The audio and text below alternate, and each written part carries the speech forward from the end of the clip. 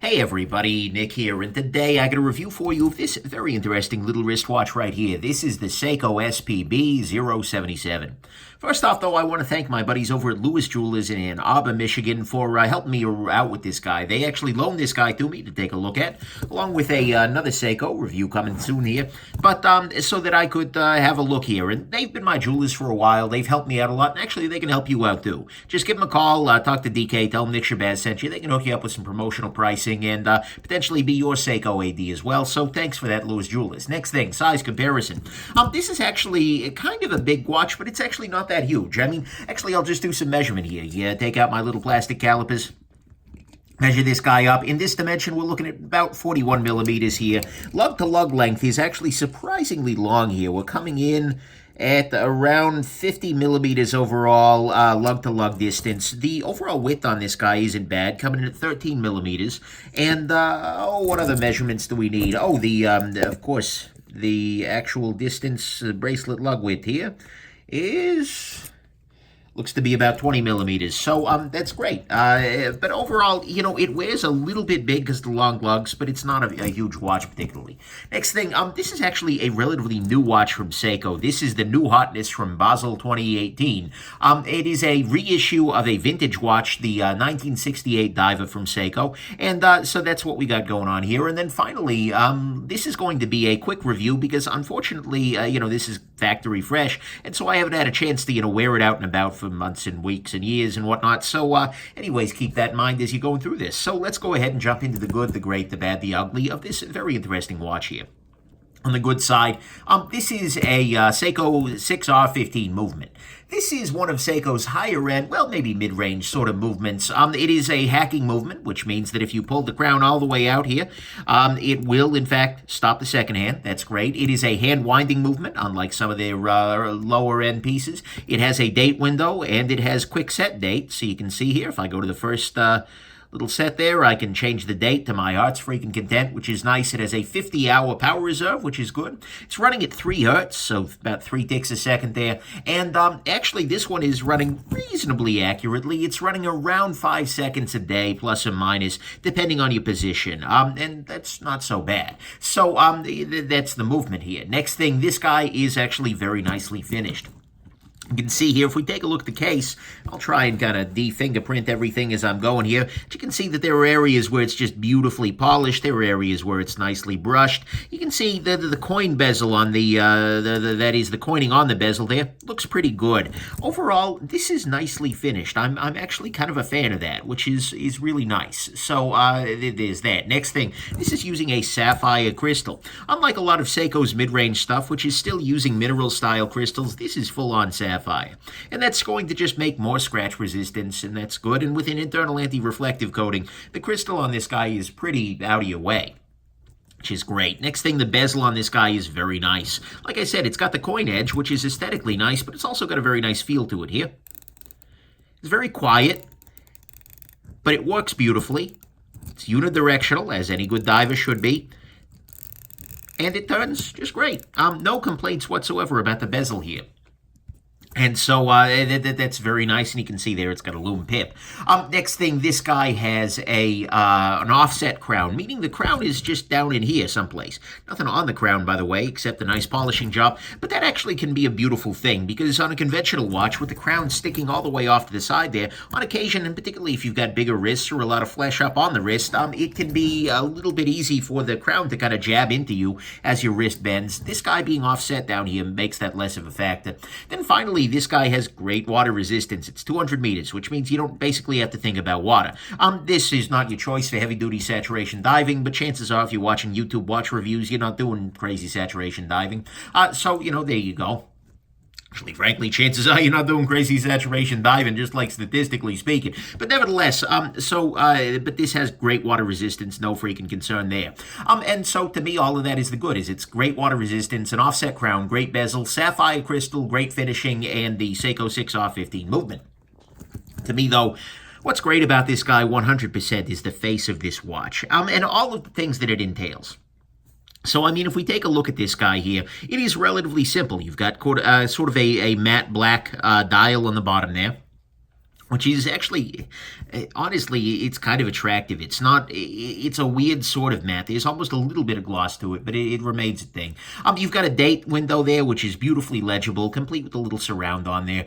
You have polished indices. This is kind of maybe hard to show off. I'll zoom off a little bit, but the thing is, these indices really are well polished around the outside there. And it really does, again, I'm not feeling like I'm capturing the real beauty of this guy, particularly, but it really does, they kind of catch the light and they play with the light in a way that's really attractive and desirable.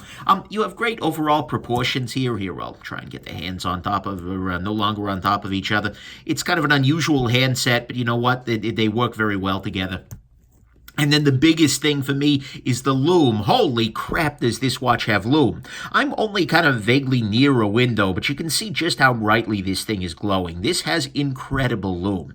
The lume lasts crazy. I mean, Seiko divers are well known for having great lume, and this is no exception. And so, to me at least, all of that is, absolutely great. The face of this watch is just beautiful. With the polished hands, the polished indices, the lume, all of that. It's just at a classic proportion. It's nothing particularly weird, but you know what, it does it's just kind of an essence of tool watch, a little bit of flair. And so to me, that's what's great here, is that face on this watch.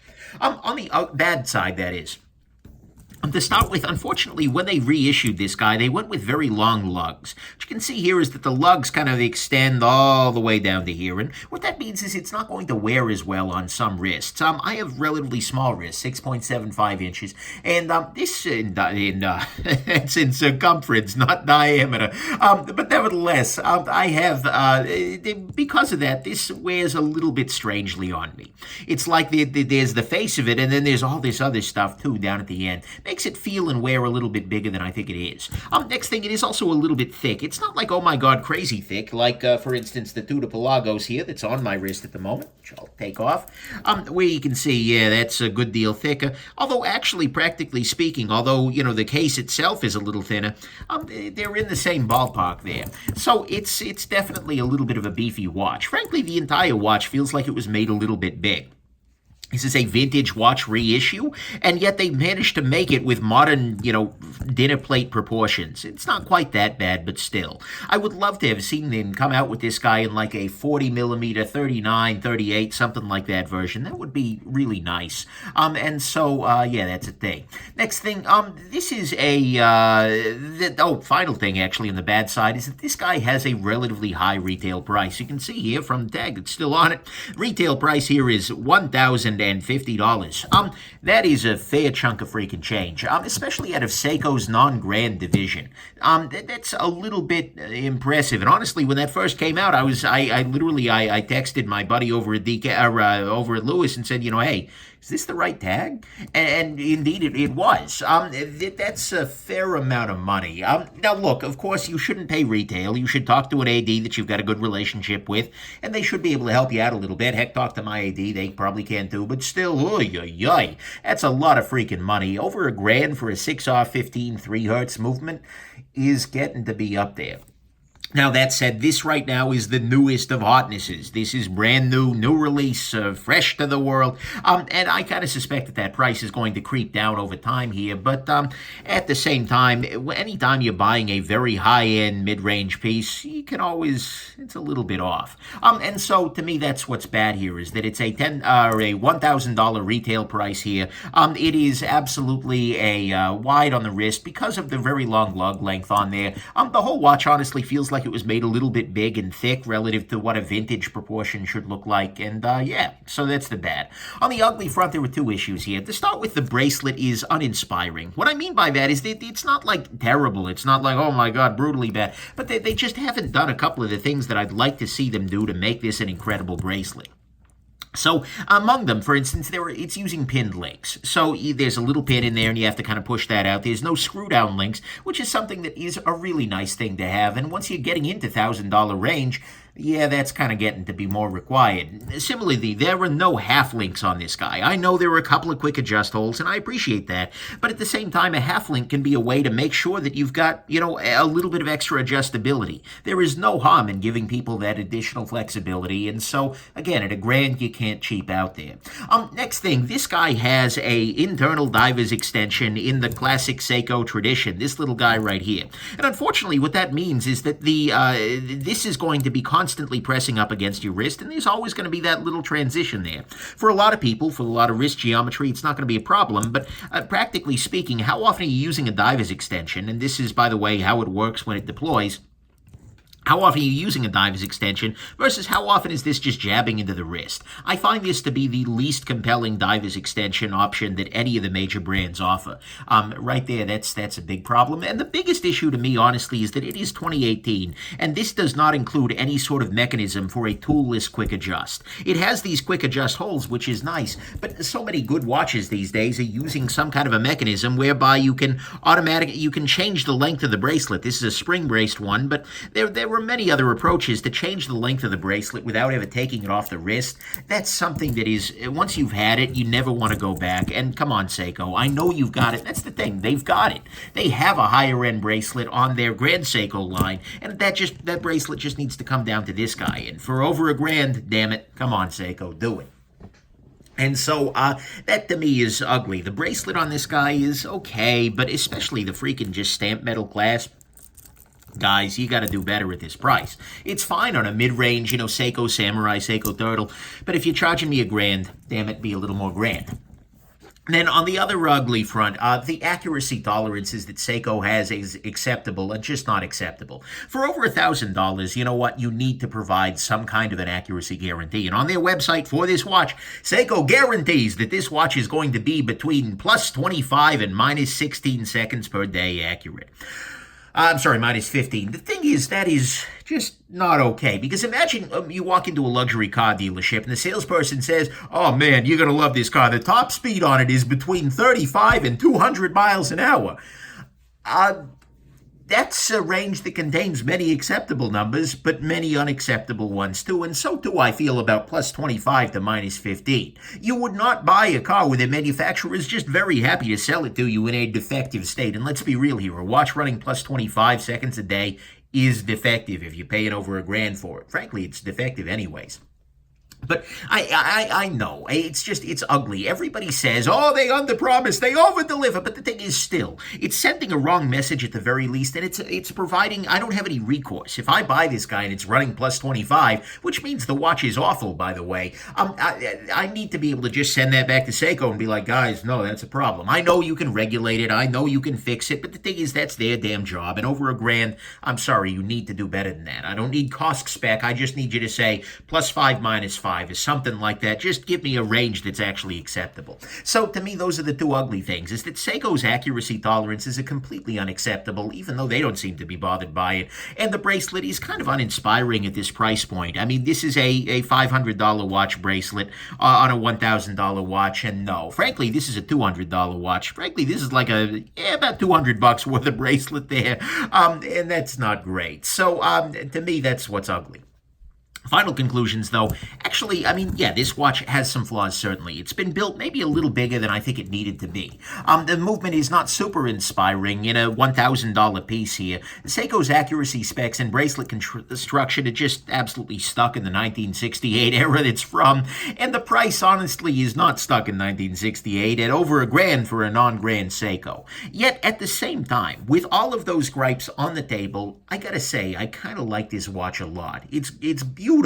It's kind of understated. It's effective. It's nicely finished in the little details. That little polish job right around the indices. It's hard to pick up, and honestly, I don't know that the camera is doing a great job of it. But you take it outside, and it's just like, oh, that's nice. And it's kind of got this beautiful thing going on where it's like at some level the essence of a tool watch with just a little bit of flair. And in that way, honestly, I love it. Intellectually, not necessarily blown away, but in practice, I kind of am. And honestly, I seriously considered making an offer to my to Louis Jewell, just saying like, "Hey guys, I'm keeping that Seiko. What do you want for it?" And partly because I love it, and partly because I'd honestly like to spend another month or two with it and just see how it really is. see how it's working.